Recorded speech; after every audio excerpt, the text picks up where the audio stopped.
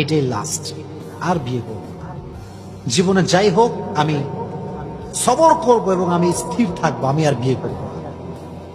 তিনি ভেবেছিলেন ফার্স্ট অপশনের চাইতে সেকেন্ড অপশন বেটার হবে না।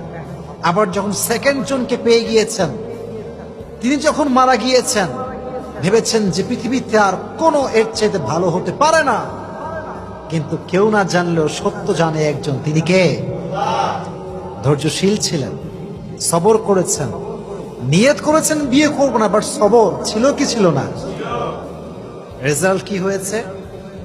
রেজাল্ট দেখেন, ব্যবসা করেছেন, গরিব মানুষদেরকে সহযোগিতা করেছেন, নিজেকে কাজে ব্যস্ত রেখেছেন, বিজনেস সামলেছেন।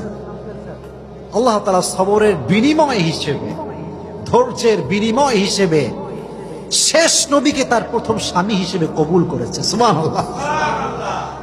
এটা হচ্ছে সবরের রেজাল্ট। মানে আমার কাছে এই হাদিসটা the best example, the best example.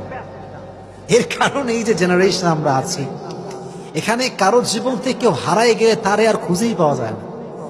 সে গাঁজা খায়, মদ খায়, তার জীবন যৌবন শেষ হয়ে যায়।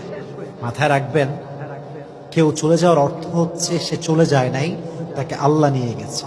আর আল্লাহ যদি কাউকে নিয়ে যায়